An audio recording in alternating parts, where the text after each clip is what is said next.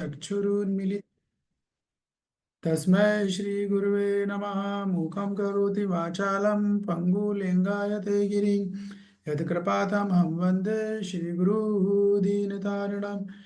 वाञ्छाकल्पतरुभ्यश्च कृपा सिन्धुभ्यैव च पतितानां पावनेभ्यो वैष्णवेभ्यो नमो नमः।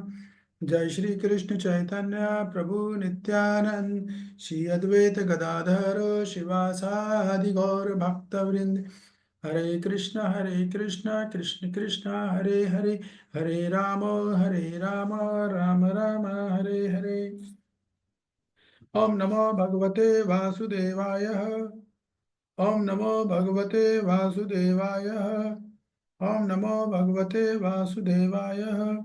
नारायणं नमस्कृत्यं नरं चैव नरोत्तमं देवीं सरस्वतीं व्यासं ततो जयमुदीरये। नष्टप्रायेषु अभद्रेषु नित्यं भागवत सेवया भगवत उत्तम श्लोके भक्तिर्भवति नष्टिकी।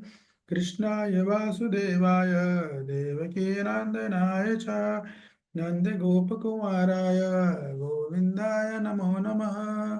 गोविन्दाय नमो नमः। गोविन्दाय नमो नमः।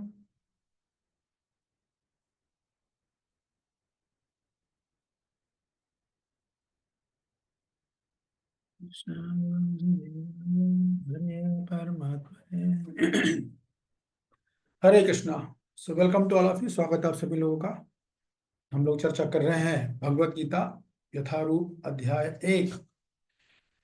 और कल तक हमने रामेश्वरी जी के अनुसार हमने कल श्लोक क्रमांक 39 तक चर्चा कर ली थी। और आज हमें श्लोक क्रमांक 40 से चर्चा को आगे बढ़ाना है। 6 श्लोक बचे इस अध्याय में बस।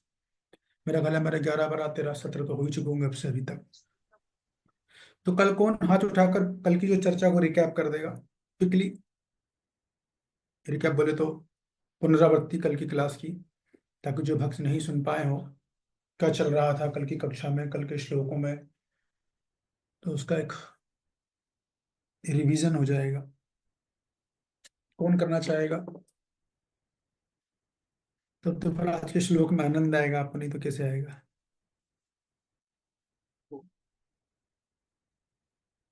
अरे क्या बात है, कोई नहीं है।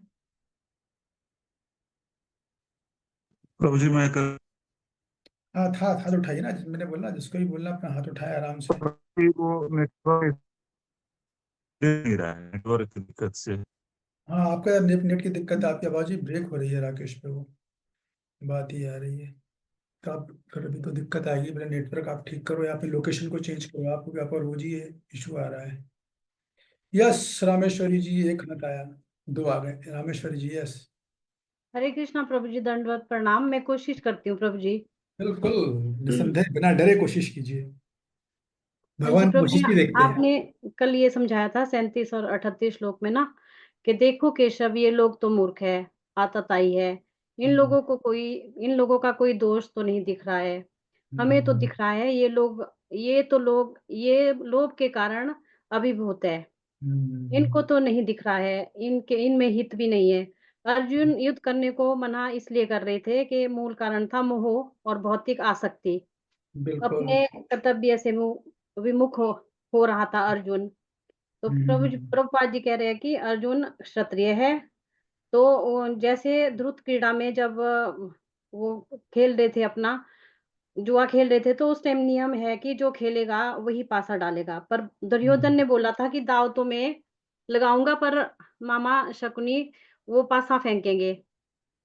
तो अगर अपना युधिष्ठिर महाराज भी कहते कि भाई अपना हमारा वो जो है पासा कृष्ण भगवान डालेंगे, तो वो जीत जाते। तो जो इन सबको ललकारा था, तो अर्जुन क्षत्रिय है तो युद्ध के लिए वह मना कर रहे थे। हो सकता है हम्म, कि अर्जुन का विचार था युद्ध ना करना, क्योंकि वो मोह के कारण था, आसक्ति के कारण था। जितने भी आचार्य थे, जैसे माधवाचार्य, शंकराचार्य, वो भी बता रहे थे, तो कुल का नाश जैसे होता है, तो ये कुल का नाश सनातन परंपरा हाँ हाँ। और आपने इसके बारे में बताया था कि कुल, धर्म, संस्कार और परंपराएँ, ये 3 कारण जब बताए थे आपने। Yes yes yes. 4 तरह के जो वर्ण होते हैं, ब्राह्मण, शूद्र, क्षत्रिय और वैश्य। ब्राह्मण का धर्म होता है जैसे शास्त्रों को पढ़ना और पढ़ाना। हम्म, सही है, बिल्कुल सही चल रहे हो आप, रुको मत, सही जा रहे हो, एकदम परफेक्ट चल रहे हो। और प्र प्रभु जी, इतना ही बता पा रही हूँ अभी ना। क्या सुन नहीं पाया मैं, क्या बोला आपने? प्रभ अ, प्रभु जी, इतना ही समझा पा रही हूँ अभी ना। हाँ, कोई बाकी बात आपने नहीं, जो समझाया था, मैंने ना ध्यान से उसकी वो नहीं करी ना। कोई बात नहीं, आपने इतना बोला बहुत अच्छा। कुल धर्म हम बताया क्षत्रियो का मतलब, काम है, ब्राह्मण क्षत्रिय वैश्य का धर्म बताते थे क्षत्रियो का फिर। काम कम, कौन बोल रहा है कमजोर बीच में? लोगों की सहायता कौन करना। बोल रहा है बीच में? प्रभु जी बिना हाथ उठाए, यहाँ प्रोटोकॉल है एकदम, बीच में नहीं बोलिएगा, मैं आपसे बार बार निवेदन कर रहा हूँ। जिसको ही बोलना है, आपको हाथ उठाने का अधिकार है, आराम से बोलिए, आपको पूरा चांस मिलेगा। लेकिन बीच में इस तरह से नहीं बोलिए, तो गड़बड़ हो जाएगी सब। तो रामेश्वर माता जी लगभग 50% पूरा सही बता दिया है। इसके आगे रंग नारायणी माता जी आप बताओगे, इसके आगे से जो उन्होंने बोला वो नहीं, वो तो ना सही बोला एकदम, उसके आगे से हाँ जी। बताओगे। हाँ जी। हरे कृष्ण प्रभु जी, दंडवत प्रणाम। दंडवत प्रणाम माता जी। जैसे कि अर्जुन वैसे तो तर्क दे रहा था कि वैसे देखा जाए तो वो सही कह रहा है कि कुल परंपरा नष्ट हो जाएगी, है ना, स्त्रियां हम्म, कलुषित हो जाएंगी, कुल का नाश हो जाएगा। तो लेकिन मतलब कुल धर्म आपने बताया था कि हर का किसी का विशेष धर्म होता है। जैसे कि हम्म, ब्राह्मण है, उसका कर्म है कि वो पठन पाठन यजन याचन है ना, बस पढ़े हाँ। और पढ़ाए। और क्षत्रिय का है वो युद्ध करे। और हम्म, वैश्य का है जो वो मतलब कि खेती वगैरह करते हैं, मजदूरी जो भी है, ठीक है। यस, और जो शूद्र हैं वो इन तीनों जातियों की सेवा करते हैं, जो शूद्र होते हैं। तो करेक्ट। मतलब जो अर्जुन है वो क्षत्रिय है, तो उसका धर्म है युद्ध लड़ना। तो उसका ये कुल धर्म है, मतलब उसका ये धर्म बनता है कि वो युद्ध लड़े। लेकिन वो अपनी आसक्ति की वजह से युद्ध नहीं लड़ना चाहता, कि उसको आसक्ति हो रही है अपने रिश्तेदारों के प्रति, इसलिए वो ये तर्क वितर्क दे रहा है। हालांकि ये तर्क वितर्क सही है, गलत नहीं है। लेकिन उसका जो कुल धर्म बनता है वो क्षत्रिय है कि वो युद्ध लड़े। और भगवान की इसमें इच्छा भी बढ़िया है, है। ठीक है ना। गुड। तो यस। इस वजह से जो है हाँ, तो कल के श्लोक में हमने चर्चा करी थी, अर्जुन बोलते हैं कि भैया मैं लोगों को नहीं मारूंगा क्योंकि कुल धर्म का नाश हो जाएगा। तो हमने चर्चा करी थी कुल धर्म किसको बोलते हैं। जैसे रामेश्वरी जी ने बताया, रंगनारी माता जी ने बताया, कुल धर्म मतलब वैदिक व्यवस्था में 4 वर्ण होते हैं, ब्राह्मण क्षत्रिय वैश्य शूद्र। सब पे अपने अपने धर्म होते हैं। जैसे ब्राह्मण का गीता में बताया, यजन याजन यज्ञ करना, यज्ञ करवाना, शास्त्र पढ़ना, लोगों को शास्त्र पढ़ाना, दान देना, दान लेना, ये ब्राह्मण का है। क्षत्रिय का है धर्म की रक्षा करना, कमजोरों को संरक्षण देना। वैश्य का है कृषि करना, गोपालन करना। शूद्र का है तीनों की सेवा करना। तो ये इसका नाश हो जाएगा। और फिर हमने बताया था संस्कार, इसमें संस्कार भी आते हैं। तो मैं कल 16 तरह के संस्कार होते हैं उसकी चर्चा करी थी कि 16 तरह के संस्कार कैसे होते हैं। फिर इसके बाद हमने परंपराओं की बात करी थी कि परंपराएं नष्ट हो जाएंगी, तो परंपराएं क्या होती है उसकी बात हुई थी। कांता जी आपने हाथ उठाया, कुछ बोलना चाह रहे हैं?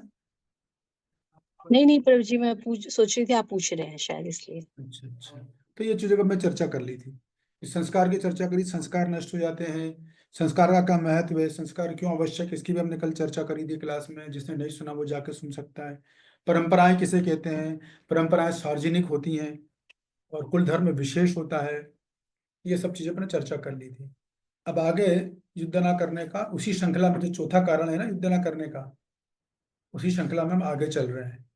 तो युद्ध ना करने का चौथा कारण कौन बताएगा, हाथ रेस करके? क्या था आप चर्चा की, चौथा कारण क्या था युद्ध ना करने का?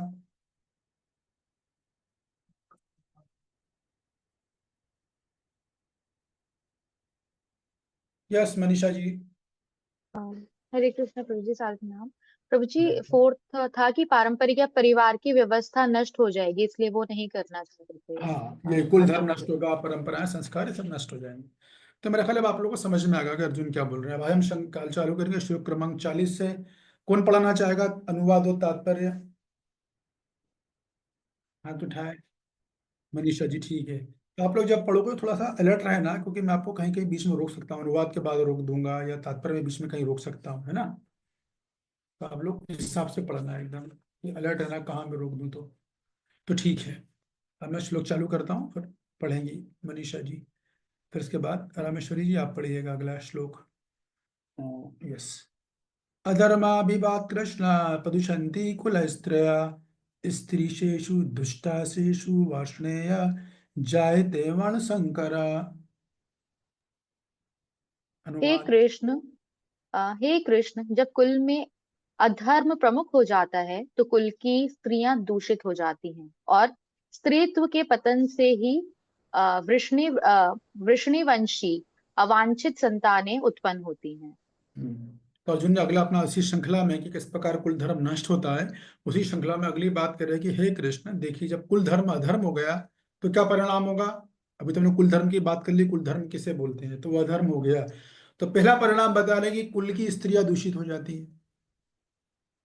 उससे क्या होता है, मान लो भगवान पूछे ठीक है हो गई तो उससे क्या होगा। तो वो बोल रहे हैं हे वृष्णिवंशी, वृष्णिवंशी ने भगवान कृष्ण का एक नाम है, क्योंकि वृष्णिवंश में उनका जन्म हुआ ना, तो भगवान कृष्ण को बोलते हैं वृष्णिवंशी। तो बोल रहे हैं हे वृष्णिवंशी, अगर स्त्रियां दूषित हो गई तो फिर संतानें, अवांछित संतानें उत्पन्न होंगी। अवांछित का मतलब है ऐसी संतानें जिनकी समाज को आवश्यकता नहीं है। उसको बोलते हैं अवांछित संतानें। तो अगर मान लो कुल धर्म नष्ट हो गया तो संतानें उत्पन्न होंगी, वो केवल दिखने के लिए इंसान होंगी, शरीर से, दो हाथ, दो पैर, दो आंखें, बस दिखने के हैं। एक्चुअली और उनकी मानसिकता देखें, उनका चरित्र देखेंगे तो वो जानवर के समान होंगे, और कभी कभी जानवरों से भी बदतर होंगे।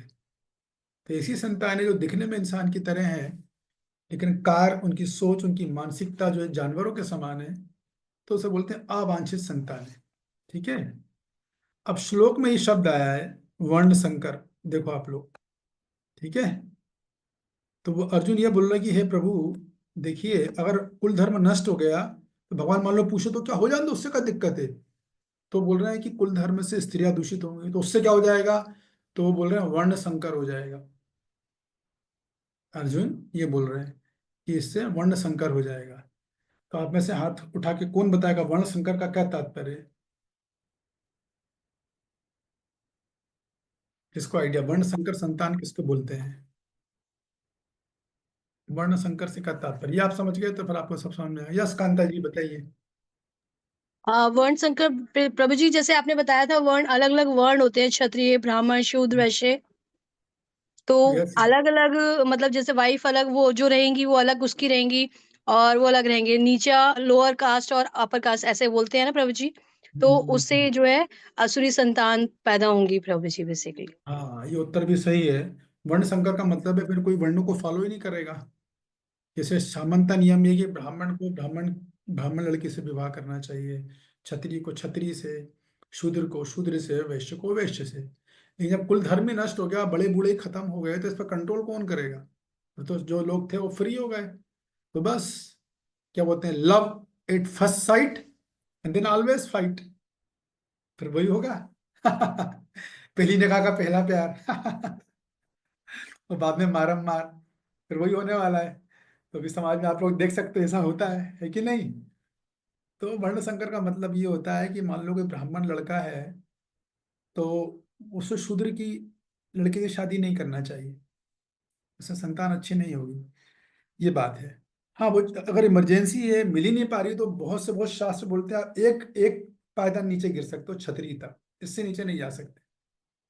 तो वर्ण संकर की परिभाषा तो ये बिल्कुल सही है, परफेक्ट एकदम, वेरी गुड।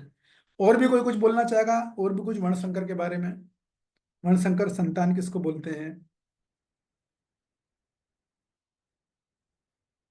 ठीक है तब सुनिए, ये जो बात है ये मध्वाचार्य जी बोलते हैं अपनी टीका में, उनकी टीका में पढ़ रहा था, तब वो बता रहे थे कि वर्ण संकर का मतलब है वैदिक नियमों के विरुद्ध उत्पन्न संतान, वैदिक नियमों के विरुद्ध उत्पन्न संतान जो समाज के लिए हानिकारक होती है, भयावह होती है, समाज के लिए विध्वंस उत्पन्न कर देती है, उसको बोलते हैं वर्ण संकर। तो समाज वैदिक नियमों के विरुद्ध उत्पन्न संतान का मतलब वही जो कांता जी ने बताया, ब्राह्मण को ब्राह्मण से, क्षत्रिय को क्षत्रिय से, ऐसा करना चाहिए। कास्ट ये एक्चुअली जो कास्ट ये लोग बनाते हैं वो कास्ट नहीं है, कास्ट ये है बस 4, ये बात है।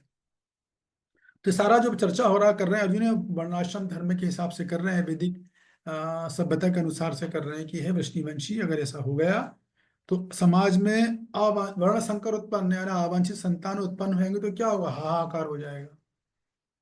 और अभी आप जो सोशल मीडिया पे देख रहे हो, अभी आगे वाले श्लोकों में भी आने वाला है, समाचार पत्र में आप जो न्यूज सुन रहे हो ना, वो सब वर्ण संकर के कारण ही हो रहा है। वो जो हो रहा है वर्ण संकर है। हल क्या है, हल आप लोग जानते ही हो। तो अब आप पढ़िए, तात्पर्य का तात्पर्य पढ़ लें हम जरा। तात्पर्य श्रील प्रभुपाद द्वारा, जगतगुरु श्रील प्रभुपाद की जय। जी हाँ। जीवन में शांति, सुख तथा आध्यात्मिक उन्नति का मुख्य सिद्धांत मानव समाज में अच्छी संतान का होना है। वर्णाश्रम धर्म के नियम इस प्रकार बनाए गए थे कि राज्य तथा जाति की आध्यात्मिक उन्नति के लिए समाज में अच्छी संतान उत्पन्न हो। ऐसी संतान समाज में स्त्री के सतीत्व और निष्ठा पर निर्भर करती है। जिस प्रकार बालक सरलता से कुमारगामी बन जाते हैं, उसी प्रकार स्त्रियां भी पुत्रोन्मुखी होती हैं। अतः बालकों तथा स्त्रियों दोनों को ही समाज के वयोवृद्धों का संरक्षण आवश्यक है। स्त्रियां विभिन्न धार्मिक प्रथाओं में संलग्न रहने पर व्यभिचारिणी नहीं होंगी। चाणक्य पंडित के अनुसार सामान्यतया स्त्रियां अधिक बुद्धिमान नहीं होती, अतः वे विश्वसनीय नहीं हैं। इसलिए उन्हें विविध कुल परंपराओं में व्यस्त रहना चाहिए और इस तरह उनके सतीत्व तथा अनुरक्ति से ऐसी संतान जन्मेगी जो वर्णाश्रम धर्म में भाग लेने के योग्य होगी। ऐसे वर्णाश्रम धर्म के विनाश से यह स्वाभाविक है कि स्त्रियां स्वतंत्रता पूर्वक पुरुषों से मिल सकेंगी और व्यभिचार को प्रश्रय मिलेगा, जिससे अवांछित संतानें उत्पन्न होंगी। निठल्ले लोग भी समाज में व्यभिचार को प्रेरित करते हैं और इस तरह अवांछित बच्चों की बाढ़ आ जाती है, जिससे मानव जाति पर युद्ध और महामारी का संकट छा जाता है। तो इसका मुद्दा क्या उठाया प्रभुपाद जी ने, कोई बताएगा इस तात्पर्य को पढ़ के एक लाइन में, क्या मुद्दा प्रभुपाद जी ने उठाया? आप सबने सुना, अगर होगा तो मैं आप लोगों को एक बात बता दूं कि मैं आप लोगों को पढ़ा नहीं रहा हूं। आप लोग इस धोखे में मत रहना कि मैं आपको पढ़ा रहा हूं, मैं आप लोगों को सिखा रहा हूं। ये समझो आप बात को। तो आप लोग में जो लोग समझते होंगे उनको समझ में आएगा क्लासेस में क्या अंतर होता है। मैं पढ़ा नहीं रहा आपको, मैं सिखा रहा हूँ। इसको सीखने के बाद आप धांसू क्लास दे सकते हो। जहाँ भी आप रहोगे ना, आप लोगों को प्रभावित कर सकते हो कि नहीं, व्यक्ति वाकई में जानकार है, कहीं का ईंट कहीं का रोड़ा नहीं बोल रहे हैं हम, प्रचार के नाम पे कुछ भी बोल लो, ऐसा नहीं कर रहे हैं हम। तो क्या मुद्दा प्रभुपाद जी ने उठाया इसमें, सोचिए। सिंपल है, कोई कठिन नहीं है, इसलिए मैंने पूछा है। यस रंगनारायणी माता जी, एक लाइन में जवाब चाहिए मेरे को, है? मतलब जीवन में शांति के लिए, अगर समाज में शांति चाहिए तो उसके लिए अच्छी संतान होनी चाहिए। और स्त्रियां जो हैं कंट्रोल में रहनी चाहिए हमेशा, कि अनमैरिड है तो अपने पेरेंट्स के, मैरिड है तो अपने पति के, तो अगर पति की डेथ हो जाती है तो अपने बड़े बेटे के। तो इस तरह स्त्रियों को हमेशा कंट्रोल में रहना चाहिए। बिल्कुल बिल्कुल, बुद्धा प्रभुपाद जी ने ये उठाया है कि भाई देखिए, बिल्कुल सही बोला रानी माता जी ने कि वर्ण संकर का जन्म जो होता है, वर्ण संकर है ना, आपको बता दिया मैंने क्या बोलते हैं। तो वर्ण संकर के जन्म से क्या होता है, समाज में अधर्म और पाप कर्म होते हैं। तो समाज में जो अधर्म आप देख रहे हो, पाप कर्म, देखो उसका कारण ये वर्ण संकर ही है। तो इसीलिए प्रभुपाद जी बोल रहे कि भाई अगर वर्ण संकर से बचना है तो समाज में परंपराओं का होना, निर्वाहन का होना अति आवश्यक है। देखिए, बच्चा सबसे ज्यादा प्रभावित किससे रहता है? माँ से। बल्कि शास्त्र ये बोलते कि माँ जो शिक्षा, जो संस्कार बच्चे को 9 महीने में अपने पेट के अंदर दे सकती है ना, वो सारा जीवन नहीं दे सकती। और आजकल कहाँ संस्कार है, आप देख रहे हो 9 महीने में सब टीवी मोबाइल में लगे रहते हैं। जो संस्कार वहां मिलेंगे, जो परंपराओं का जो वहां दे देगी पेट में, वो बाहर सारा जीवन लगा के भी नहीं दे सकती। खैर नहीं दे पाए कोई बात नहीं, बाहर पे भी दे देगी। तो परंपराओं का वहन होना चाहिए, संस्कार देने चाहिए, कुल धर्म का विनाश नहीं होना चाहिए। लेकिन सब करेगा कौन? तो बड़े बड़े बुजुर्ग करने वाले हैं ना, वो होते ही इसीलिए सब मैंने बताया कि समाज में बड़े बुजुर्गों का बहुत बड़ा रोल है, वो बोझ नहीं है जैसा कि आजकल की युवा पीढ़ी समझती है। तो बिल्कुल बोझ नहीं है, बल्कि युवा पीढ़ी विद्रोही युवा पीढ़ी है, क्योंकि वो कंट्रोल करके रखते हैं, निगाह रखते हैं, बेटा ये मत करो, ये गलत है, ये करो, ये सही है। और आजकल की युवा पीढ़ी को क्या है, मैं चाहे ये करूं, मैं चाहे वो करूं, मुझे रोको नहीं, मुझे टोको नहीं, ये चल रहा है। तो ये जो फिलॉसफी है ना, कोई मुझे रोके नहीं, कोई मुझे टोके नहीं, ये अवांछित अवांछित संतानों की का स्लोगन है ये। ऐसा है ये। तो मूल मुद्दा बिल्कुल सही बोला नारायणी माथी ने, यही है कि आपको जो है सब समाज में गड़बड़ हो जाएगी फिर। अगर परंपराएं, कुल धर्म नष्ट होगा, वर्णाश्रम व्यवस्था नष्ट होगी, तो वर्ण संकर आ गया। वर्ण संकर मतलब समाज कलैप्ट हो जाएगा, पूरी तरीके से खत्म हो जाएगा एकदम। ये बात है, मूल मुद्दा यही है। और प्रोपात जी का अनुसार इसका हल क्या है? तो भैया इनका हल ये है कि कुल धर्म का अगर आपको बचाना है, परंपराओं को बचाना है, तो सबसे बढ़िया है आप अपने आप को या अपनी संतानों को कृष्ण चेतन बनाए, भगवान कृष्ण का भक्त बनाए, भगवत भक्ति कराए, उसमें सब कुछ आ जाएगा। प्रभुपाद जी इस पूरी भगवत गीता के, बल्कि कई बार प्रभुपाद जी की अनेक लोगों ने आलोचना भी करी है इस बात को लेकर कि भाई, और आचार्य जो हैं, जैसे मान लो आप शंकराचार्य जी हैं, शंकराचार्य जी इस श्लोक में आत्मज्ञान की बात करेंगे कि वर्णाश्रम वर्णाश्रम से अर्जुन जो कर रहे हैं, कुल धर्म से बचना है, कुल धर्म के विनाश से बचना, तो व्यक्ति को आत्मज्ञान का पथ अपनाना चाहिए, वो ऐसा बोलेंगे। लेकिन जितना फोकस प्रभुपाद जी ने भक्ति भक्ति भक्ति का दिया, उतना किसी आचार्य ने नहीं दिया है। ऐसा मतलब नहीं कि हमारे पुराने आचार्य गलत बोल रहे हैं, ऐसा नहीं है। ये है कि प्रभुपाद जी जानते थे कि कलयुग की हालत बहुत खराब है, कलयुग को लोगों को ज्यादा ज्ञान ग्रहण ही नहीं कर पाएंगे। तो मेरी एक पुस्तक पढ़े, कम से कम भक्ति तो ग्रहण कर लें, एक ही पढ़ोगे। अब जैसे मान लो छठवां अध्याय पढ़ोगे, उसमें ध्यान योग है, भगवान ध्यान योग बोल रहे हैं। ये भगवान जी तात्पर्य में ध्यान योग थोड़ी बोलेंगे, वो बताऊंगा मैं आगे चल के भी, आपको दूसरे अध्याय में ही बता दूंगा। और ये सब जगह कृष्णा कृष्णा कृष्ण भक्ति, भगवत धर्म कंक्लूड कर देंगे, क्योंकि जानते हैं कि कले दोष, वो श्लोक है ना श्रीमद् भागवतम का, प्रायण अल्पायुषे कलो अस्मिन युगे जना मंद।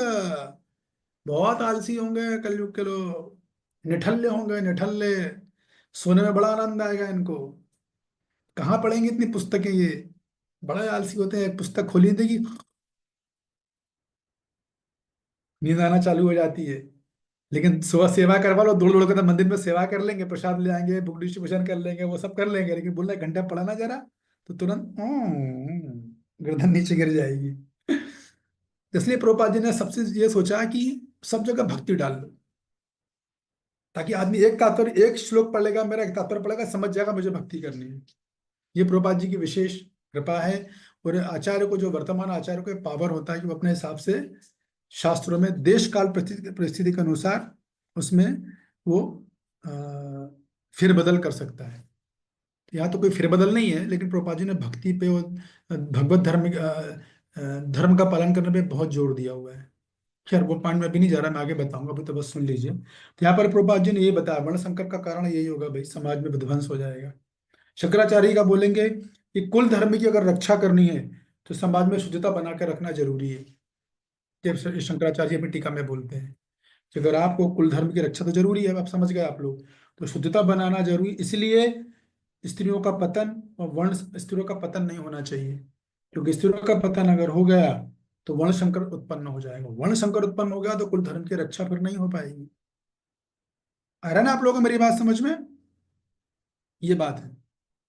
शंकराचार्य भी इसी बात को बोल रहे हैं कि वर्ण संकर जो है गलत है समाज के लिए। रामानुजाचार्य भी यही बात बोलेंगे, अगर समाज का व्यक्ति का नैतिक पतन बचाना है, समाज का पतन बचाना है, तो वर्ण संकर समाज में बिल्कुल नहीं होना चाहिए।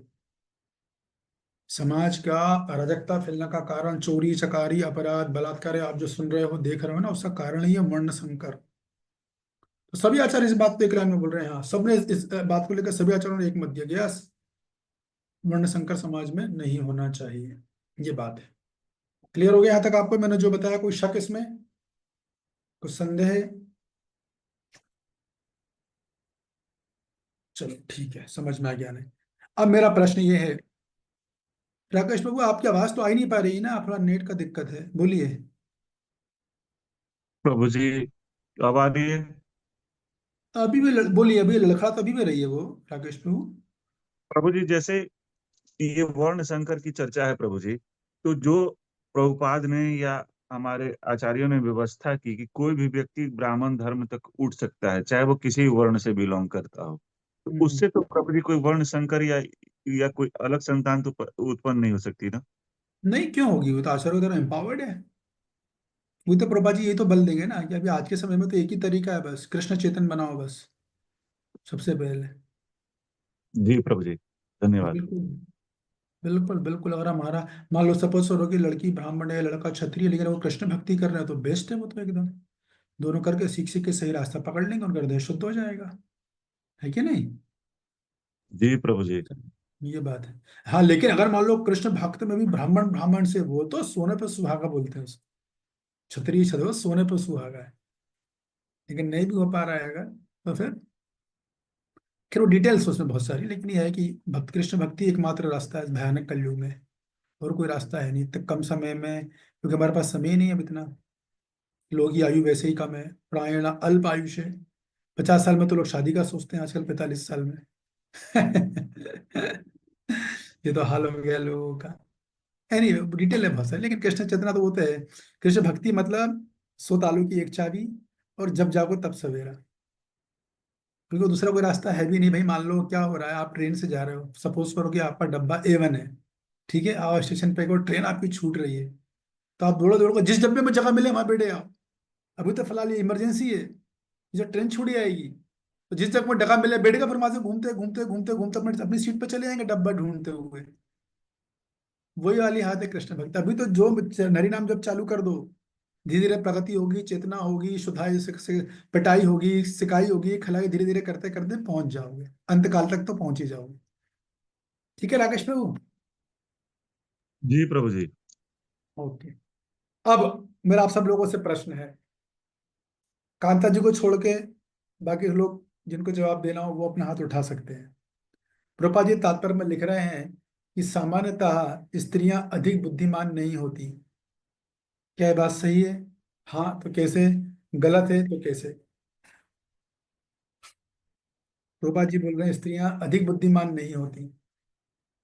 यस मनीषा जी।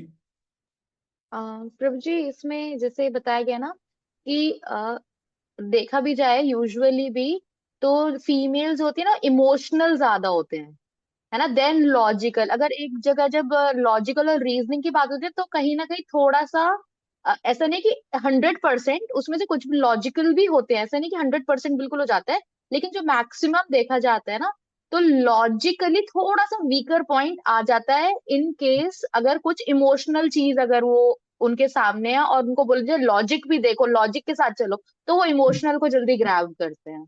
हम्म। ये- ओके ठीक है, मतलब इमोशनल ज्यादा कम ज्यादा होती है, लॉजिकल कम होती है, ये बोलना चाह रहे हैं आप ना? यस ओके प्रभु जी। ठीक है। देखते हैं अनुरुद्धा सखी जी क्या बोलती हैं। बोलिए माता जी।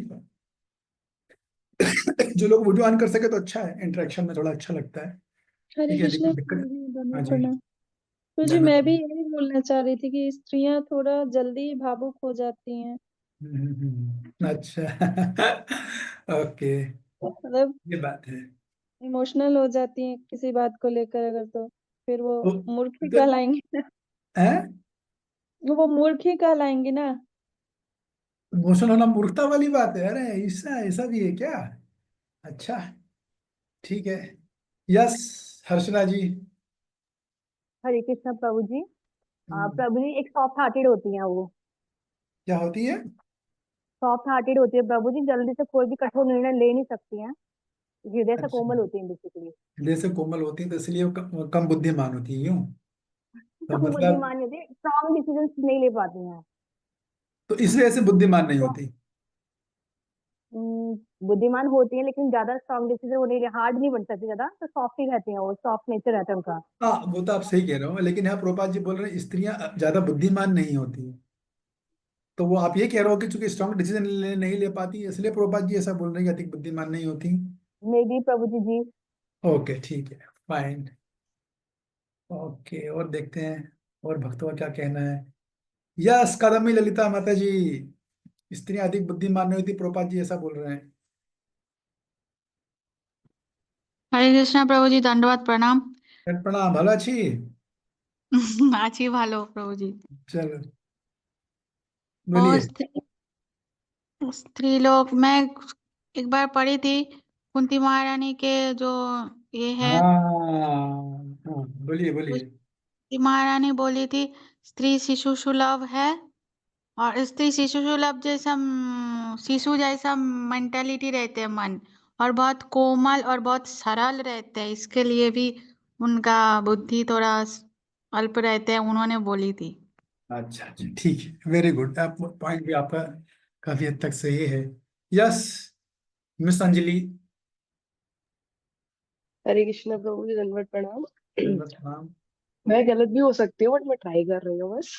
बिल्कुल ट्राई करना अलाउ है, यहाँ किसी को फांसी नहीं मिल रही है, चिंता आ, मत करो, बिंदास बोलिए। इसलिए प्रभुपाद जी इसलिए बोल रहे हैं कि स्त्रियां मूर्ख होती हैं, क्योंकि वो भगवान की शरण जल्दी ग्रहण कर लेती हैं, और जो पुरुष होते हैं वो देर में ग्रहण करते हैं भगवान की शरण, शायद इसलिए। तो आपका कहने का मतलब है कि चूंकि स्त्रियां भगवान की शरण जल्दी ग्रहण कर लेती, इसलिए वो मूर्ख होती है, ऐसा बोल रहे हो आप क्या? नहीं मतलब, हाँ मतलब, अब मैं ट्राई किया बस। कोई हाँ बात मतलब नहीं। कहने का मतलब यही है। नहीं, आप सही हो, काफी हद तक आप सही हो, थोड़ा सा डायरेक्शन में गलती आ गई, लेकिन आप काफी क्लोज आ गए। क्लोज तो आप आ गए, थैंक यू। आप डरो मत, ऐसी बोलिए, ऐसी करके हम लोग, मैंने कहा ना, मैं पढ़ा नहीं रहा हूँ, मैं सिखा रहा हूँ, इसको समझो आप लोग। फाइनली हम मिलेंगे अब, डैशिंग पर्सनालिटी, बुद्धिमान, जय गौरी देवी जी, बोलिए। I must try my best. Yes. क्योंकि उन्हें बचपन से वो अंडरस्टैंडिंग, मतलब वो शिक्षा नहीं दी जाती है, दैट्स वाई कि शिक्षा नहीं वो, मिलती इसलिए वो कम बुद्धिमान होती है, ऐसा? हाँ मतलब जैसे बॉयज को ऐसे समझाया बचपन से बताया जाता है, और हम्म। गर्ल्स को सिर्फ तब उस समय पे तो सिर्फ रसोई में और ये सब चीजें ही रहती थी, इतना ज्ञान नहीं तो दिया जाता था उस चीज ये का। तो आज के समय के लिए है, ये तो करंट परपट है ना। आजकल तो हाँ। स्त्री आजकल तो स्त्री अंतरिक्ष पे जा रही हैं, राष्ट्रपति बन रही है, देश की प्रधानमंत्री बन रही है, किस फील्ड में स्त्रियां नहीं हैं आगे? मुझे तो बता यस। दो, एक फील्ड आप मुझे बता दो जहाँ स्त्रियां घुड़सवारी कर रही हैं, स्त्रियां पानी में कलाबाजी दिखा रही हैं, हवा में उड़ रही हैं, क्या नहीं कर रही है? सिर्फ एक फील्ड आप बता दो जहाँ स्त्रियां नहीं हो। अगर नहीं, मैं वो नहीं, आई एम सेइंग कि जो कह रहे हैं कि बुद्धिमान क्यों नहीं होती, वो बुद्धिमान में भी इसलिए नहीं होती क्योंकि डिसीजन लेने में, क्योंकि उन्हें वो चीज नहीं सिखाई जाती। ये तो सिखाया जाता है कि आपको उड़ना है, ये सब हम्म चीजें करनी है, हम्म लेकिन वो जो एक आपको निर्णय लेना है, उसको हम ओके, लोग गुड करते हैं। गुड, हाँ हाँ, ठीक है जी। मतलब निर्णय लेने की क्षमता उनको दी नहीं जाती है ना, ये बात है। ओके, ठीक है। तो अब मैं बात फिर से प्रश्न रिपीट करता हूँ, फिर अनिता जी और राकेश जी के हम विचार लेंगे। कि देखिए, प्रभुपाद जी ये बोलते हैं कि स्त्रियां अधिक बुद्धिमान नहीं हैं, लेकिन हम देखते हैं ये जो परपट है प्रभुपाद जी के, आज के लिए एप्लीकेबल है, अन्य 10,000 साल तक ये चलने वाले हैं। लॉ बुक है, प्रभुपाद जी ने खुद बोला है। तो हम तो उल्टा देख रहे हैं, स्त्रियां हर फील्ड में आगे बड़े बड़े पदों पर बैठी हुई हैं। अभी राजनीति करने के लिए बहुत बुद्धिमान स्त्री चाहिए, कोई छोटी मोटी स्त्री नहीं हो, हर किसी के बस का काम नहीं है राजनीति करना, और मंत्री की पोस्ट संभालना, प्रधानमंत्री की पोस्ट संभालना, राष्ट्रपति की पोस्ट संभालना। हमारे देश की एग्जाम्पल, राष्ट्रपति महिला है, द्रौपदी मुर्मू। बहुत बड़ी जिम्मेदारी है, वहां साधारण लोग बैठ नहीं सकते उन सीट पर, हॉट सीट होती है एकदम वो। एक कलम गलत चल गई, एक डिसीजन गलत होगा, पूरी दुनिया आपको घेर लेगी।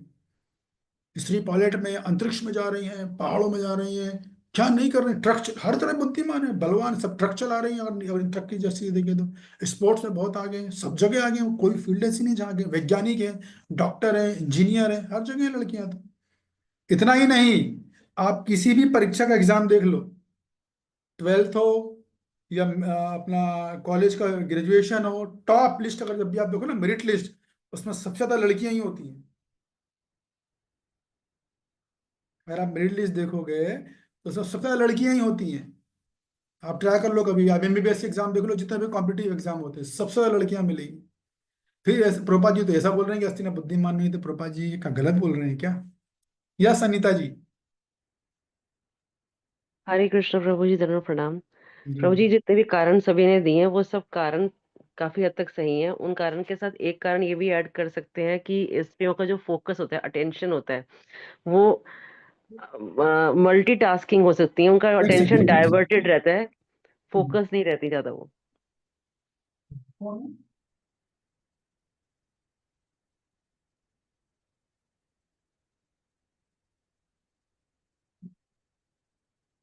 हाँ जी, बोलिए बोलिए अनिता जी, बोलिए बोलिए, सॉरी एक इंटरप्ट हुआ, बोलिए।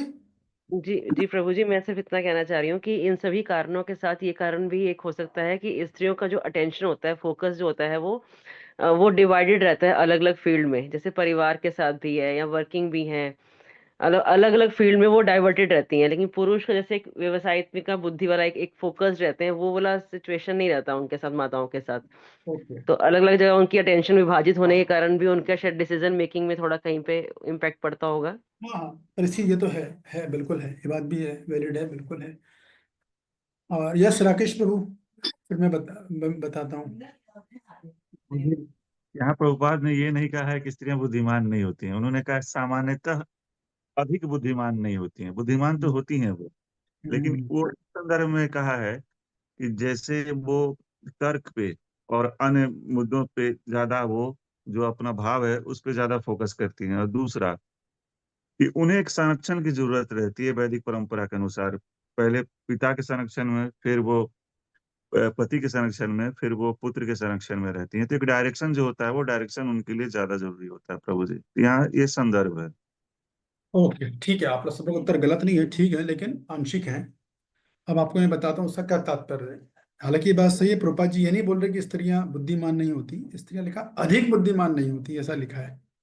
तो अधिक शब्द का क्या मतलब है? तो देखिए, सामान्यतः क्या होता है, देखिए ये एक सामान्य बात है, मतलब अपवाद हर जगह है। पुरुष भी मूर्ख मिल सकते हैं आपको, पुरुष विद्वान भी मिल सकते हैं, बुद्धिमान भी मिल सकते हैं। स्त्रियां मूर्ख भी मिल सकती हैं, स्त्रियां विद्वान भी मिल सकती है, बुद्धिमान भी मिल सकती हैं। अपवाद हर जगह, बट इन जनरल लिखा है ना, सामान्यता। सामान्यता मतलब इंग्लिश में बोलते हैं इन जनरल। तो सामान्यता जब प्रभुपाद जी ऐसा बोलते हैं कि स्त्रियां अधिक बुद्धिमान नहीं होती, इसका मतलब क्या है? इसका मतलब ये है कि स्त्रियां जनरली, सामान्यतः जब किसी भी दर्शन की गहराई में नहीं जाती, दर्शन की वो गहराई में नहीं जा पाती, जो तत्व होता है ना उस ज्ञान में, वो आध्यात्मिक ज्ञान होता है या दर्शन होता है, फिलॉसफी से अंग्रेजी में बोलते हैं, उसकी अधिक उनकी गहराई में उनकी रुचि जाती है। ऐसा नहीं है, उर्मिला माता जी हमारे यहाँ नंबर 1 है एकदम इस कौन में, लेकिन जनरल वो ज्यादा गहराई में दर्शन में नहीं जाती है। साधारणतः गहराई के तत्वों को समझना, गहराई से हम लोग तात्पर्य का आकलन कर रहे हैं। अभी देखो यहाँ पे जितने आप लोग सब अपवाद में आ रहे हो, चाहे स्त्री हो चाहे पुरुष हो, क्योंकि आप लोगों ने रुचि ली कि तात्पर्य को गहराई से समझें, हम वाकई में कुछ क्वालिफाइड बने। तो इसको बोलते हैं गहराई में जाना और चीजों को गहराई से समझना, आध्यात्मिक ज्ञान की तरफ उन्मुख होना। तो स्त्रियों का जनरली ये स्वभाव नहीं होता है। आप लोगों की ये बात एकदम अलग है, आप सब महान हो, एकदम सब पूर्ण भयंकर बुद्धिमान हो, तभी तो आप आ रहे हो समय निकाल के। ये तो बहुत सारी क्लासेस अभी ये इस पढ़ लो, कोई एड्रेस ही नहीं करेगा जो मैंने एड्रेस किया है। तो जनरली स्त्रियां जो है तत्व ज्ञान में, दर्शन में रुचि नहीं ले, ऐसा नहीं कि उनमें क्षमता नहीं होती है, क्षमता होती है, बट वो रुचि नहीं लेती है। तो उनकी रुचि कहाँ होती है? उनकी रुचि सामाजिक कार्यक्रमों में ज्यादा रुचि होती है, कार्यक्रम में मिलना, फीस्ट में जाना, सोशलिज्म में उनकी रुचि, मंदिर में जाना बड़ा अच्छा लगता है उनको। मंदिर में जाना गलत नहीं है, लेकिन गहराई से तत्व के संबंध में उनकी रुचि, रुझान कम है। जबकि क्षमता है, ऐसा नहीं कि क्षमता नहीं है, क्षमता सबकी इंडिविजुअल व्यक्तिगत अलग अलग होती है। तो पुरुष में क्या होता है, पुरुष जब जाता है तो वो तत्व की तरफ घुसता है, वो नेचर स्वभाव का पुरुष का ऐसा होता है। तो वो गहराई से चीजों को समझता है, तत्व को गहराई से जानता है। ऐसा क्यों बोला जा रहा है प्रभुपाद जी? इस तात्पर्य प्रभुपाद जी कहाँ से ये बात बोल रहे हैं, इसका ओरिजिनल किधर है, कहाँ से प्रभुपाद जी ने लिया है? या प्रभुपाद जी की टीका है, किसी और आचार्य की टीका है, प्रभुपाद जी ने ऐसा क्यों बोला है? वो घुसेगा उसमें, जाएगा। महिला नहीं जाएंगी, ठीक है, पूरा अपनों को पता, मंदिर जाना, 16 माला का जाप करना, भगवान को प्रणाम करना, मंगला आरती अटेंड किया, तुलसी आरती अटेंड किया, चलो भैया घर चलो, हाँ भोग बनाएंगे, ये करेंगे। तो ऐसा नहीं कि क्षमता नहीं है या बुद्धिमान नहीं, लेकिन वो तत्व में घुसती नहीं है, रुझान नहीं होता उनका, पुरुष का रुझान होता है। इस दृष्टि से प्रभुपाद जी जब भी बोलते हैं अधिक बुद्धिमान नहीं, तो इस दृष्टि से बोलते हैं। और यही कारण है कि जो जय गुरु जी ने बोला, दूसरे लोगों ने बोला कि निर्णय नहीं ले पाती है ना, उसका कारण ये है एक्चुअली, उसका कारण ये नहीं है। क्योंकि निर्णय आदमी कब लेगा जीवन के? जब वो गहराई से समझेगा इन तात्पर्य को।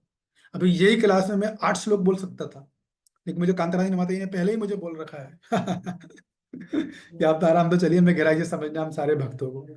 तो इसका मतलब ये है। और वैसे भी इन जनरल आप देखोगे, पुरुषों की अपेक्षा महिला को सामाजिक कार्यक्रमों में जाना, ड्रेसिंग करना, हेयर स्टाइल लगाना, और इन सब में रुचि बहुत होती है। बढ़िया बढ़िया कपड़े पहनना, और पहले मैं कैसी दिख रही हूँ, और फिर कोई तारीफ नहीं कर दो और उनका डिस्टर्ब होता है, इतने मेहनत से कपड़े पहने, आधा 1 घंटा लगाया, 1.5 घंटा मेकअप में लगाया, ये कोई तारीफ ही नहीं कर रहा है मेरी, क्या प्रॉब्लम हो गई भाई? मैचिंग की चीजें होनी चाहिए सारी, इनमें रुझान उनका ज्यादा होता है। तो आप लोगों की बात नहीं, लेकिन बाहर की महिलाओं की बात हो रही है। लेकिन आप लोग तो वाकई में जितनी भी यहाँ पर आप स्त्रियां हैं, में सब निसंदेह है, जिसमें कोई शक ही नहीं है कि आप इस क्लासों को इतना सुन रही हैं, तो ये प्रमाण है कि आप जो है तत्वों को गहराई से समझना चाहती हो। आप सारी के सारी बुद्धिमान हैं। नहीं तो कौन इतना समय देगा? इतनी सारी चीजें घर में है, आपको कोई फ्री तो कोई है नहीं, सब बिजी है। कोई ऑफिस में है, किसी को घर संभालना है, कोई दोनों काम कर रहा है, ऑफिस में भी है घर में भी है, दोनों संभाल रहे हैं। तो जब भी ये बात होती है, इस दृष्टि से बात होती है कि साधारणतः उनको दार्शनिक ज्ञान में रुचि कम होती है, लेकिन उनकी श्रद्धा साधारणतः पुरुषों से ज्यादा होती है। आप देखें ना, मंदिरों में आप जाओगे ना, तो आपको हमेशा महिलाओं की संख्या ज्यादा मिलेगी, पुरुषों की कम मिलेगी। इवन यहीं पे देख लो, आप अपनी क्लास में देख लो, कौन ज्यादा है, पुरुष ज्यादा है कि महिलाएं ज्यादा है? तो उनमें श्रद्धा बहुत ज्यादा होती है, समर्पण पुरुषों की तुलना में बहुत ज्यादा होता है, तुरंत सरेंडर हो जाती है, सबमिसिव होती है। ये उनका बहुत अच्छा गुण होता है, विश्वास हो जाता है भगवान पे, उनको भगवानी कथा पे, भगवान पे। लेकिन अगर तत्व की बात आती है तो पुरुष ज्यादा उन्मुख रहता है उधर, इन जनरल सामान्यता। लेकिन इसका अपवाद हर जगह है, ठीक है ना? ये बात हो रही है। और ये बातें जनरली जो है, वैसे भी ये बातें सामान्य स्त्रियों के लिए, वैष्णव स्त्रियों के लिए कभी भी ये लागू नहीं होती। प्रभुपाद जी ने एक बार जब ये सारी बातें बोली थी कि स्त्रियां जो है कम बुद्धिमान होती हैं, स्त्रियां मूर्ख होती हैं, तो एक माता जी थी, क्या नाम था, विशाखा माता जी, 2 बार हुआ था ऐसा। विशाखा माता जी प्रभुपाद जी के पास गई, उनके डिसाइपल थी, शिष्या थी वो। तो उन्होंने बोला, प्रभुपाद जी सब लोग ऐसा सब बोलते हैं, बुद्धियां कम बुद्धिमान होती है, क्या ये बात सही है क्या? तो प्रभुपाद जी ने उस समय उत्तर दिया था कि अगर तुम महामंत्र का जाप करोगी तो तुम्हारे दिमाग का साइज डबल हो जाएगा। ये उत्तर दिया था। मतलब महामंत्र का जाप करोगी तो क्या, तत्व को इच्छा होगी जानने की, ये मतलब था। एक बार प्रभुपाद जी ने, यमुना माता जी ने पूछा था प्रभुपाद जी स्त्रियां सब भक्त लोग बोलते रहते हैं, क्या होता है कि ये पढ़ने के बाद कभी कभी मंदिरों में भी लोग मजे लेते हैं ना, तो थोड़ा माताओं को छेड़ देते थे, अरे छोड़ो तुम तो कम बुद्धिमान हो, प्रभुपाद जी खुद बोल रहे हैं। यमुना माता जी किसी ने बोल दिया होगा, यमुना माता जी गुस्से लगे प्रभुपाद जी के पास, प्रभुपाद जी ऐसा ऐसा बोल रहे हैं, भक्त लोग ऐसा बोल रहे हैं। तो प्रभुपाद जी ने बोला, हाँ, अगर तुम अपने आप को शरीर समझती हो तो तुम कम बुद्धि मूर्ख हो। तुम अगर ये सोचते हो कि मैं आत्मा हूँ, मेरा एक ही काम है कृष्ण भक्ति करना, तो तुम बुद्धिमान हो। ये मतलब है। तो ये जनरली जब बात ऐसी होती है, ये किसने बोला? एक्चुअली चाणक्य पंडित ने बोला है, लिखा है चाणक्य पंडित के अनुसार। चाणक्य पंडित ने जब बात करी तो सामान्य स्त्रियों के लिए बोला है, जो भगवत भक्ति के मार्ग पर नहीं, उनके लिए बोला है। भगवत भक्ति तो कोई भी वैष्णवी, जय कृष्ण भजे सही बड़ा चतुर, चैतन्य महाप्रभु खुद बोल रहे हैं कि जो मेरा भजन कर रहा है उस दुनिया में से बड़ा बुद्धिमान कोई हो ही नहीं सकता। तो ये बात जब भी बात हो रही है तो सामान्य स्त्रियों पर लागू हो रही है, वैष्णवियों पर लागू नहीं हो रही है कि नहीं? ये मुद्दा है। आ गया समझ में? हरे कृष्णा प्रभु जी। हाँ जी। जैसे ब्राह्मण पत्नियां थी प्रभु जी, जैसे ब्राह्मण पत्नियां थी। हाँ, ब्राह्मण पत्नियां थी, एकदम बहुत अच्छा उदाहरण दिया आपने। ब्राह्मण पत्नियां थी, कालियानाग की पत्नियां थी।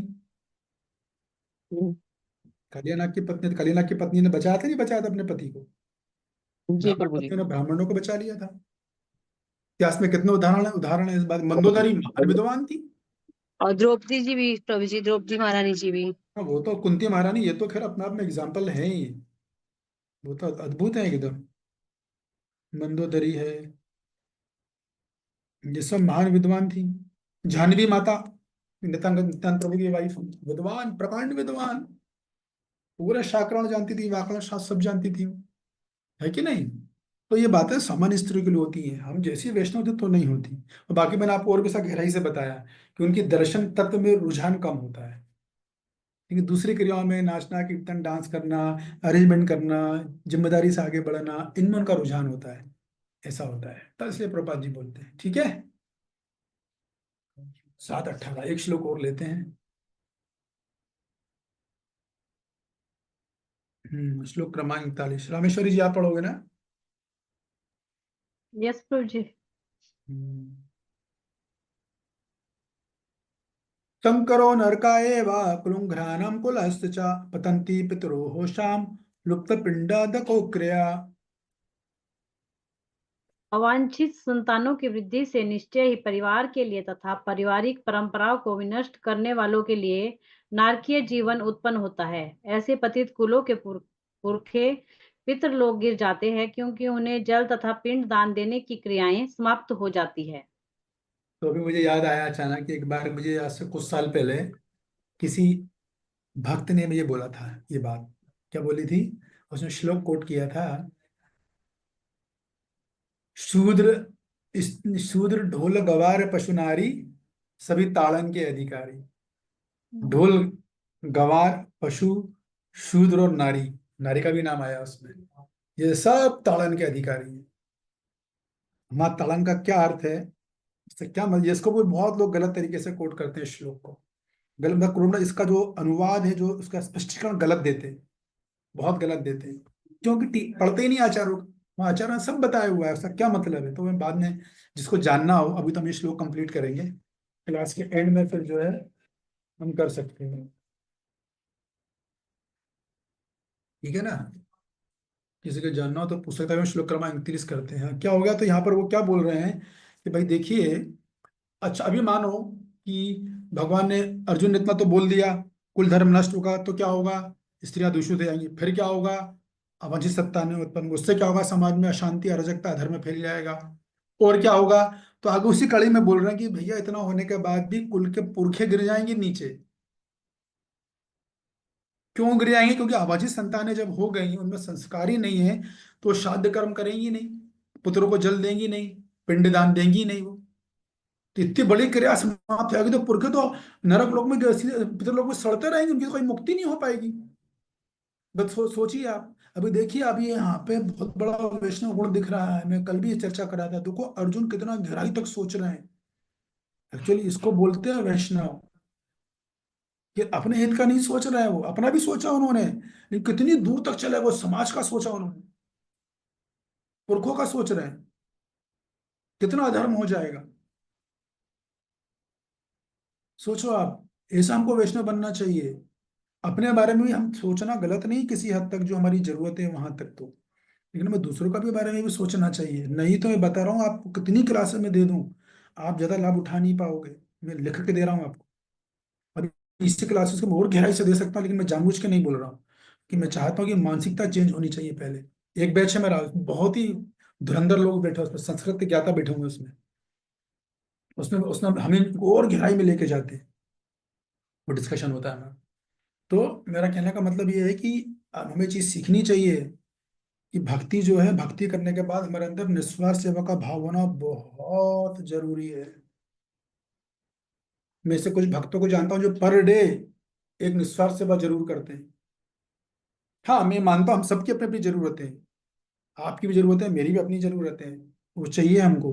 लेकिन उसके अलावा हमें उसमें भी मैनेज करना चाहिए, कुछ ना कुछ हम दूसरों के लिए जरूर करें, खास तौर से विशेष जो वैष्णव जनों के लिए, खासकर जो हमें भक्ति में सहायता करते हैं। नहीं तो ये नॉलेज ज्यादा साथ थोड़ी देगा। 100 ईयर नॉलेज का सारी है ये सेल्फलेस होना, निस्वार्थ सेवा का भाव होना, वो होना जरूरी है। हालांकि हम सबका अपने पास दायरा रहेगा, मैं इस बात को मानता हूँ, हमारी लिमिटेशन रहेगी, हमारी सब कुछ रहेगा उसमें भी, लेकिन संभव है, जरूर संभव है। कोई ये नहीं कह सकता कि भैया ऐसी स्थिति में मैं थोड़ी सी सेवा नहीं करता, असंभव। इसका मतलब है आप ये बोल रहे हो गीता गलत बोल रही है, आप भगवान को चुनौती दे रहे हैं। भगवान जो कुछ भी दे रहा है उसमें सेवा जरूर की जा सकती है, जरूर। बस यहाँ सोचने की बात है, ये बात है। खैर एनीवे, तो यहाँ पर बात ये आ गई है कि जल और पिंड की बात आ गई। अभी आगे पढ़िए, तात्पर्य पढ़िए। काम कर्म के विधि विधानों के अनुसार कुल के पितरों को समय समय पर जल तथा पिंड दान दिया जाना चाहिए। यह दान विष्णु पूजा द्वारा किया जाता है, क्योंकि विष्णु को अर्पित भोजन के उच्छिष्ट भाग प्रसाद के खाने से सारे पाप कर्मों से उद्धार हो जाता है। कभी कभी पितृगण विविध प्रकार के पाप कर्मों से ग्रस्त हो सकते हैं, और कभी कभी उनमें से कुछ को स्थूल शरीर प्राप्त न हो सकने के कारण उन्हें प्रेतों के रूप में सूक्ष्म शरीर धारण करने के लिए बाध्य होना पड़ता है। अतः जब वंशजों द्वारा पितरों को बचा प्रसाद अर्पित किया जाता है, तो उनका प्रेत योनि या अन्य प्रकार के दुखमयी जीवन से उद्धार होता है। पितरों को इस प्रकार की सहायता पहुंचाना कुल परंपरा है, और जो लोग भक्ति का जीवन यापन नहीं करते, उन्हें ये अनुष्ठान करने होते हैं। केवल भक्ति करने से मनुष्य सैकड़ों या हजारों पितरों को ऐसे संकटों से उबार। प्रभु जी ऊपर करना रुक थोड़ा सा। जाइए, थोड़ा रुक जाइए, मैंने जानबूझ के नहीं किया है। तो देखिए, यहाँ पर अर्जुन क्या बोल रहे हैं, तात्पर्य क्या बोल रहे हैं कि देखो भाई, वर्ण संकर संतान होगी तो क्या होगा। वर्ण संकर संतान आपको पता चल गया क्या होती है। वो शादी क्यों करेगी, वो तर्पण करेगी नहीं। तो वो शादी नहीं करेगी, तर्पण नहीं करेगी, संस्कार नष्ट हो जाएंगे, पहला नुकसान तो ये होगा। दूसरा, तर्पण नहीं मिलेगा तो क्या होगा, पितरों का आध्यात्मिक पतन हो जाएगा। जैसे प्रभुपाद जी लिख रहे हैं कि अनेक पितर होते हैं जिन्होंने बहुत ज्यादा पाप कर्म किए होते हैं, तो वो पितृलोक में जाते हैं, तो वहां पर उनको आप अगर तर्पण नहीं दोगे ना, तो उनको सूक्ष्म शरीर मिलता ही नहीं है। इतने कभी कभी हो जाते हैं, इतना ज्यादा हो जाता है गड़बड़ की उनको स्थूल शॉर्ट बॉड शरीर नहीं मिल पाता, और फिर वो प्रेत योनि में जाते हैं। प्रेत होते क्या है, भूत प्रेत, ये वही जीवात्माएं होती हैं जिनको कि तर्पण नहीं मिला है, जिनको शरीर नहीं मिला, या किसी ने इतने कुकर्म किए कि भगवान ने बोला कि नहीं, इसको स्थूल शरीर देना ही नहीं है, लेकिन मन में सूक्ष्म शरीर की इच्छा तो है, लोगों को तंग करने की, अधर्म मचाने की इच्छा तो रहती है, तो वो भूत प्रेत बनते हैं। तो कितना बड़ा समाज का नुकसान हो रहा है कि भूतों को मुक्ति नहीं मिलेगी, पितरों को मुक्ति नहीं मिलेगी। पितर शाप देते हैं, यदि आप पितृगण श्राद्ध तर्पण नहीं, हम में से कितने लोग ये मानते हैं कि हम लोग कृष्ण भक्ति कर रहे हैं तो हमको श्राद्ध और तर्पण नहीं करना चाहिए। कितने लोग मानते हैं करना चाहिए, कितने लोग मानते हैं नहीं करना चाहिए, पहले करना चाहिए वाले बताएं। हम लोग कृष्ण भक्ति कर रहे हैं तो कितने लोग मानते हैं कि हमको करना चाहिए। आता ना कनागत 15 दिन आते।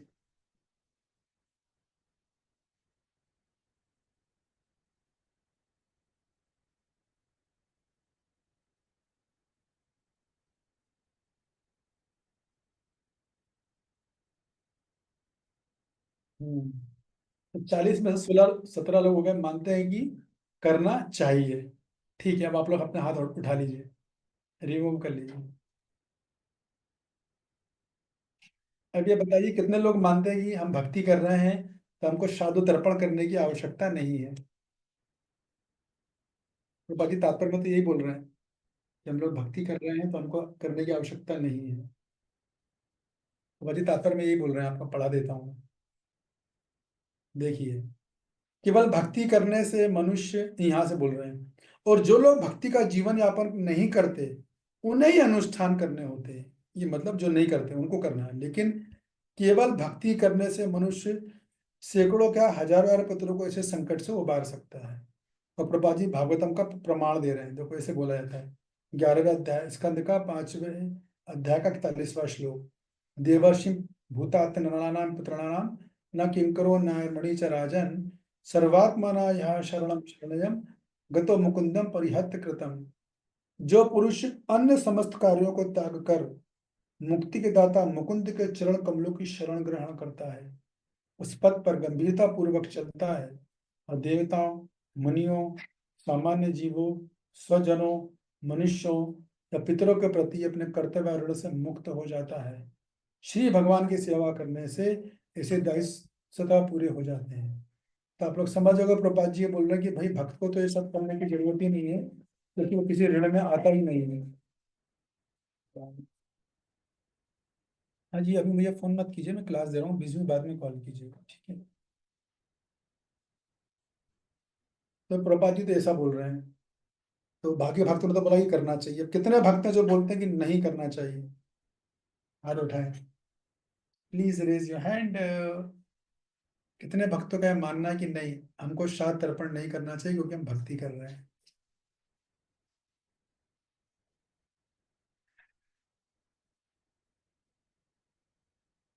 इतने लोगों में बस एकमात्र अनीता जी हैं जो बोल रहे हैं कि नहीं करना चाहिए, तो 17 लोगों ने बोल दिया करना चाहिए, तो बाकी को लोग क्या कर रहे हैं फिर भाई? 17 का 18 को तो 20% भी नहीं हो रहा, बाकी को लोग है भी कि नहीं है? बाकी लोग क्या बीच में है या कंफ्यूज है, या कोई तीसरा ओपिनियन है? तो बताओ भाई अपना तीसरा ओपिनियन क्या है आप लोगों का। जय गौरी जी, क्या कहना है आपका? प्रभु जी करना चाहिए, क्योंकि प्रभुपाद जी ने उसमें मेंशन किया कि हमें किस तरह की भक्ति, कि हमें पूरा भगवान को उसमें समर्पित कर देना, लेकिन हम पूरा नहीं समर्पित करते भगवान को यहाँ पे। दैट्स वाई हमें करना चाहिए कि गुड, जब हम थोड़ी बहुत भक्ति कर रहे हैं उसका भोग लगा के हम उन्हें देंगे। हाँ, एक पॉइंट और ये भी है कि जब हम लोग जब पितरों का तर्पण करते हैं, हम वैष्णव, दो तरीके होते हैं, एक होता है स्मार्ट तरीका, एक होता है वैष्णव तरीका। तो हम लोग वैष्णव तरीके से करते हैं। वैष्णव तरीके में हम भगवान का जल तर्पण भी करेंगे तो गुरु परंपरा को देंगे, राधा कृष्ण को देंगे, उनको ऑफर करके फिर हम पितरों को देते हैं। वैसी भोजन होता है, हम भगवान गुरुजनों को, प्रभुपाद जी को ऑफर करके, ब्रह्मा से राधा रानी तक पहुंचे, कृष्णा तक जाएगा, फिर वो वापिस आएगा, फिर हम पितरों को निमित्त देते हैं। तो वो उससे पितृलोक तुरंत मुक्त होकर उन्हें सीधी इंसान की योनि मिलती है, डायरेक्ट। हमारी वैष्णव पद्धति इतनी महान है। तो ये दो तरीके से होता है, एक होता है स्मार्ट तरीका, एक होता है वैष्णव तरीका। हम लोग वैष्णव तरीके से करते हैं, शादी भी करेंगे तो वैष्णव तरीके से, तर्पण भी करेंगे तो वैष्णव तरीके से। द्वारकाधीश प्रभु, आपका क्या कहना है? हमें शादी तर्पण करना चाहिए, नहीं करना चाहिए? हम लोग तो भक्ति कर रहे हैं।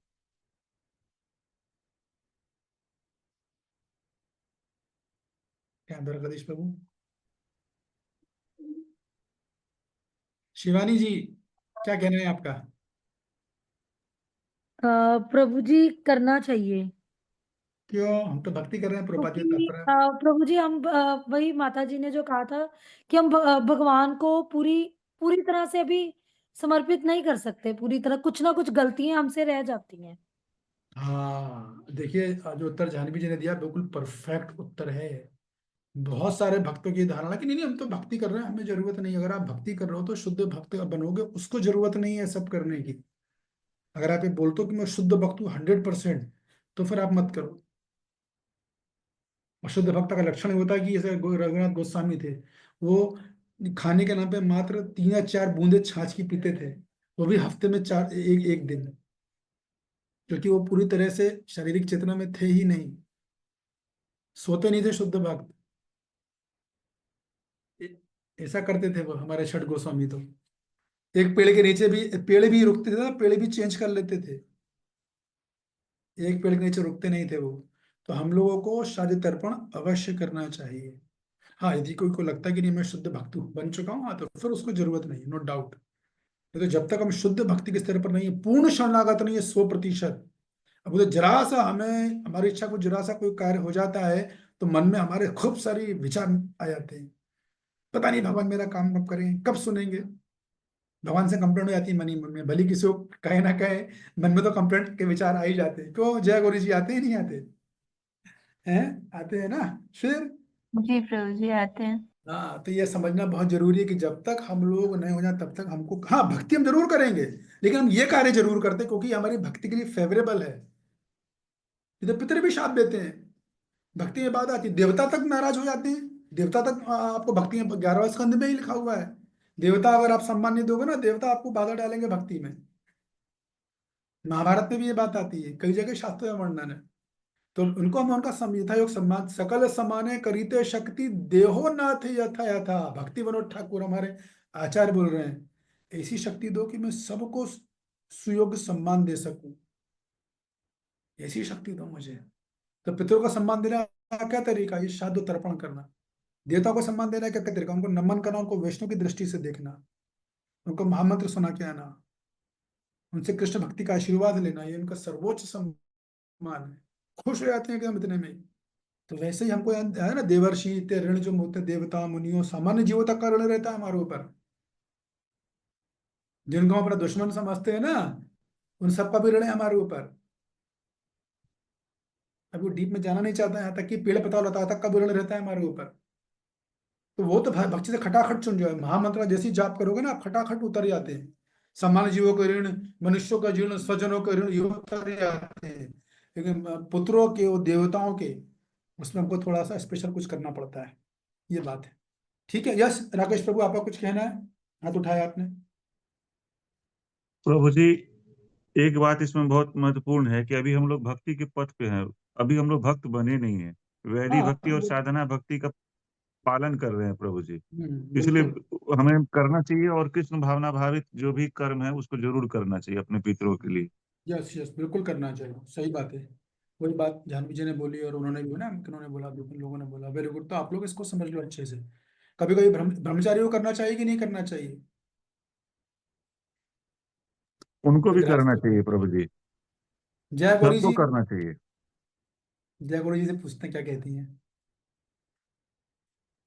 उन्हें मेरे ख्याल से उन्हें अपने गुरु के आदेश के हिसाब से चलना चाहिए। अगर गुरु कहते हैं तो करना चाहिए। यस, ये भी सही